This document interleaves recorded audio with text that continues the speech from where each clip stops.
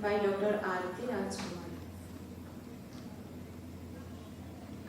One more present here. I'll be speaking about the clinical profile of patients with uveitis developing peripapillary choroidal neovascular membrane.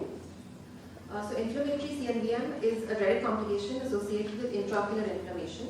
Peripapillary CNVM is characterized by formation of new vessels between the inner collagenous layer of the Bruch's membrane and the outer sensory retina located within 1 disc diameter of the margin of the optic nerve head. Because of the anatomical location, PP-CNVM can be asymptomatic initially and become symptomatic later on with macular involvement. There are usually occult membranes and can pose significant diagnostic and therapeutic challenges. So we conducted a retrospective analysis in a uveitis clinic of a tertiary eye hospital between January 2015 to December of 2019.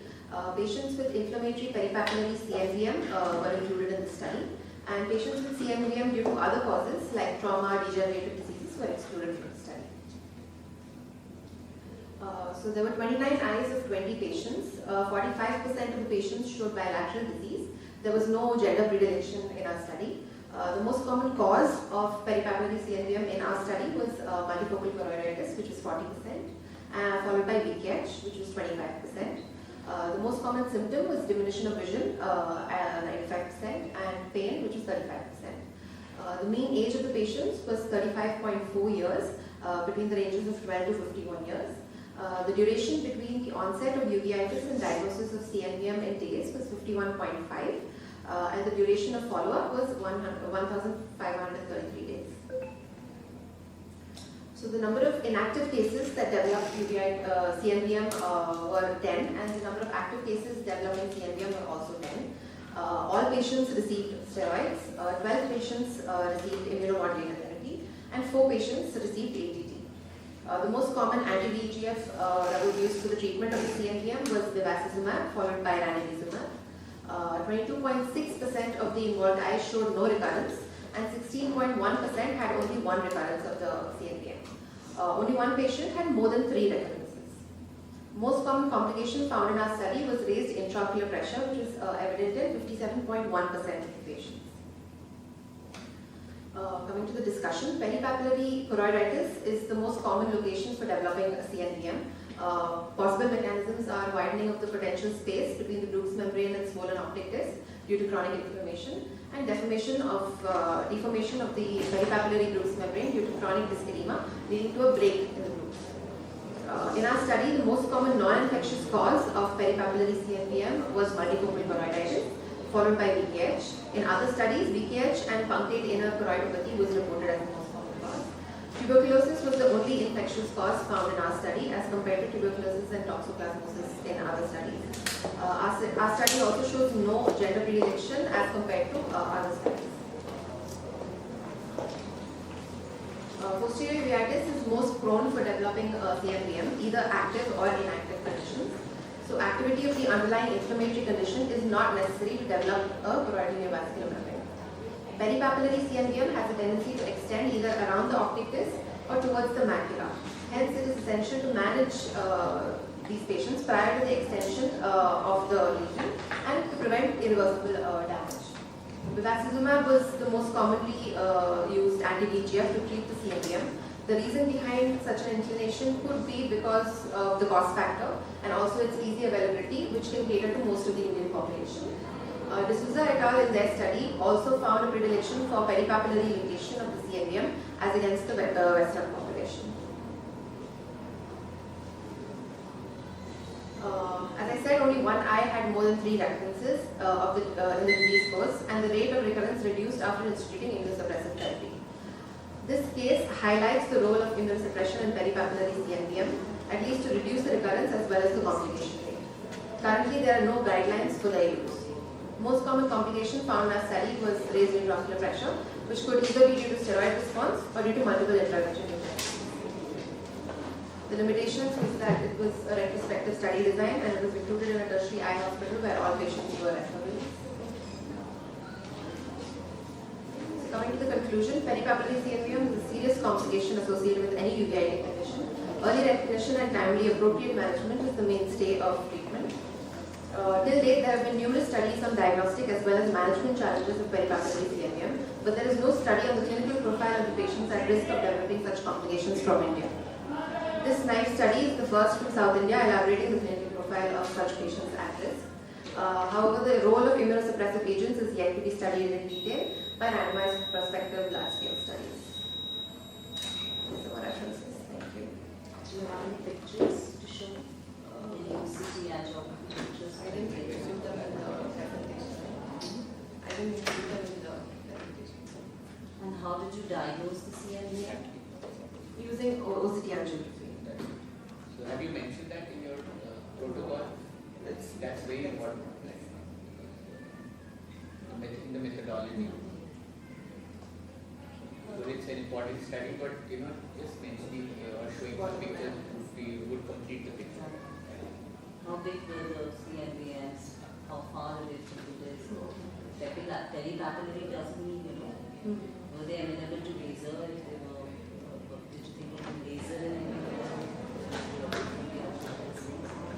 All these things will be more highlighted if you show some pictures in your diagnostic.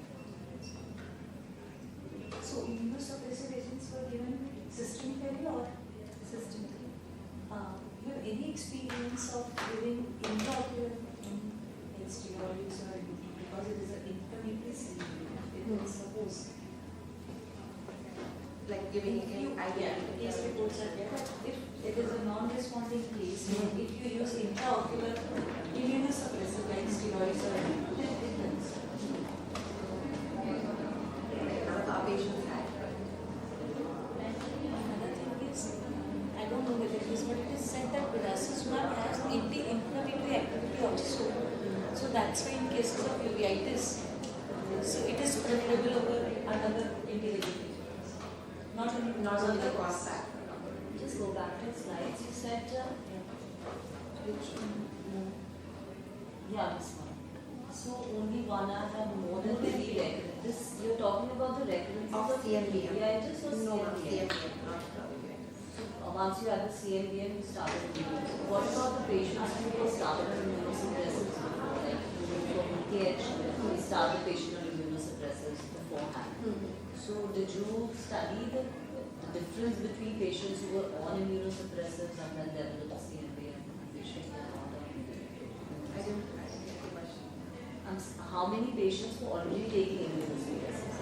Patients who developed 12 patients were already on it, but only 10 of them had active disease. So the remaining were actually on like maintenance therapy. So did you increase the dose of immunosuppression in those cases? Like the cases which were on maintenance immunosuppression? Yes, sir. The dose was escalated. Yes, the dose was. What do you think was the cause of CNVM in those cases which were inactive?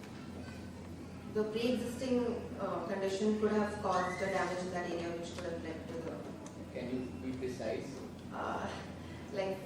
there could have been like a localized break in the Bruch's membrane, which could have led to And you expect that, right? Your most common condition was MFC. MFC. So what does it cause? You have to try to think also. When you're presenting, try to think what is happening also. Right? So it will cause a thinning of the choroid. which can lead to. Yeah, so there's through the Bruch's membrane, breaks in the Bruch's membrane, the CNVM can develop. Why peripapillary? So that you have put it Why at a then? point. Because the edema there was causing. What is the other location which has a predilection for CNVM development? In any case, even uveitis. And why? The macular area. The fovea. The fovea, because it's Why? Because it's the thinnest part. thinnest part of the.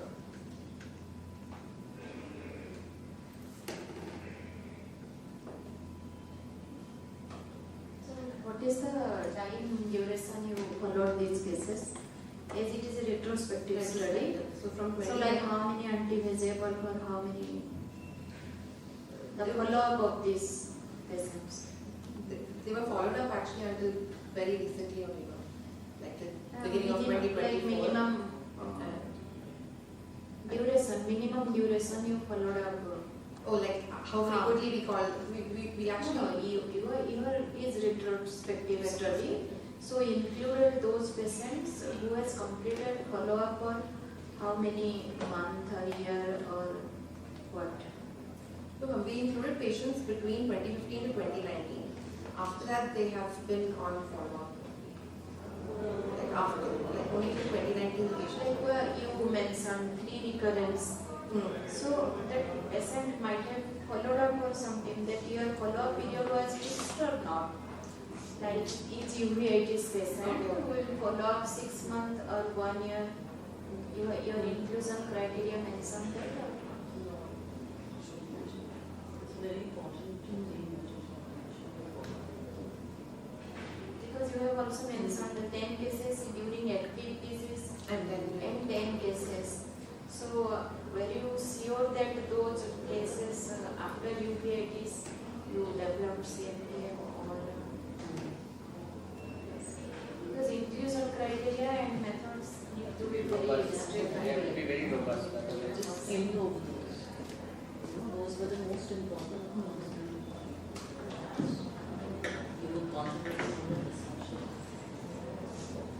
Also, how many of these patients require more than one anti-VEGF? Because we see that these patients respond pretty well to even single injection. yes, ma'am. Most of them actually It is not received only one. mentioned in how many No, actually they were injected only when they developed a recurrence. So most of them did not develop a recurrence. They were injected only that one time and then it was stopped. And they were just like kept on maintenance steroids and immunosuppressants. But after they were not injected with anti-VEGF. they need fewer injections